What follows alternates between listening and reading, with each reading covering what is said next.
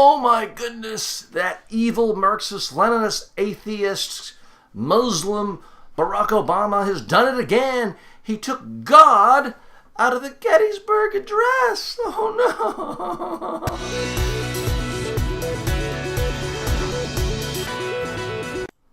Folks, the conservative right-wing media establishment has done it again. They've pulled an elaborate hoax on you and tens of millions of Americans. This vicious smearing of the president continues day in and day out, regardless of the... Here's what happens, folks. Roger Ailes and Rush Limbaugh and a bunch of conservatives get up each morning and they say, what are the stories that actually happened? And now, how can we just create a lie, call white black, call black white, in order to cook up completely phony BS to smear a moderate to conservative Democratic president and say he's this wild left-wing extremist?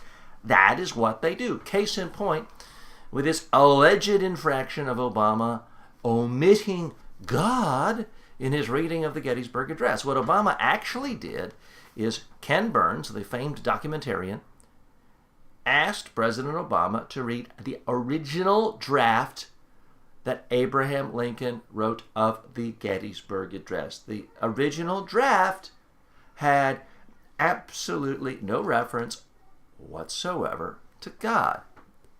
So President Obama was respectful to Abraham Lincoln, and what we now know is that conservatives fundamentally hate Abraham Lincoln. If Lincoln were to come around today, they would say, "Oh, you're not a good enough Christian. You're a rhino, Abraham Lincoln." That's exactly what they would say.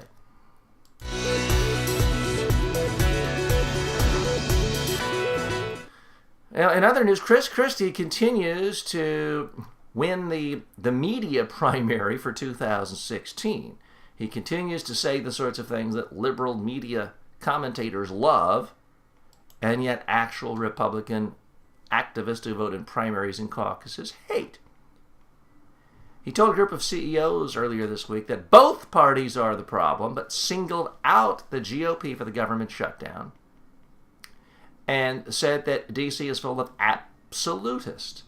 Well, number one, he's absolutely true. Number two, Republicans don't want to hear that. They want to hear that all the problems in the entire world are because of this evil socialist Obama and Obamacare. So Christie's off message. Now, I do think he's going to be a serious candidate. I do think he will be well funded.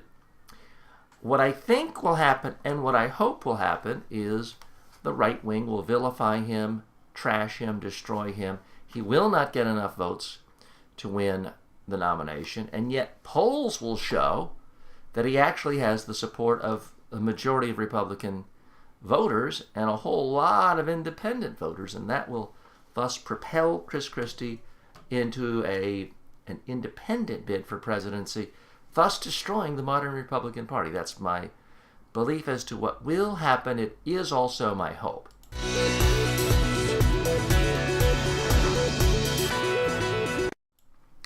Folks, there's a certain segment out there that will believe any lie whatsoever as long as it somehow smears Obama. There's somebody out there, an anonymous source, claiming that the employment figures in the election, during the election campaign last year, were fudged. And this was leaked to Fox. Again, we don't know who it is. We don't know if there's any credibility. But to a conservative, all it takes is one voice saying that Obama lied. And that's all. Case closed. That's it. That's all we need. In fact, some of you have even posted on videos that I've done on that very issue saying, well, there, see, don't you need to apologize now? No, folks, never in the history of the world has one political party or one political faction or one organization or one school of thought ever apologized for being wrong when there's not a single shred of evidence that they've been wrong. Again, the allegation that Jack Welch and others made is that the Chicago political operatives, people who are on the campaign staff, political consultants, somehow forced nonpartisan, non-political appointee government bureaucrats to fabricate and lie about employment statistics to make people feel better about the economy. There's not a single shred of evidence. There's not a single sentence, a single fact of evidence to suggest that that in fact did happen.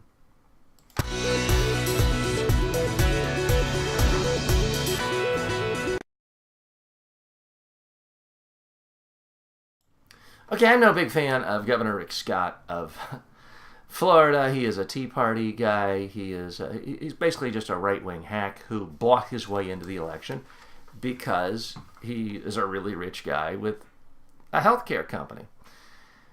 But I do feel a little bit sorry for him. He's getting this coverage that soccer fans, apparently he was at a soccer game and he was booed. Well, let me tell you something about sports fans, folks. They boo every politician. It's just a long time tradition among sports fans everywhere. You go to a sporting event, you're there for sports. You're not there for political speeches, and you don't want to be seen as a prop for politicians. So what most people do at sporting events is, if any politician, and I mean, they could dig up the bones of Abraham Lincoln, you could dig up the bones of Ronald Reagan, those bones would be booed. So lesson to you politicians out there: go to sporting events if you want, but please don't ask to be introduced.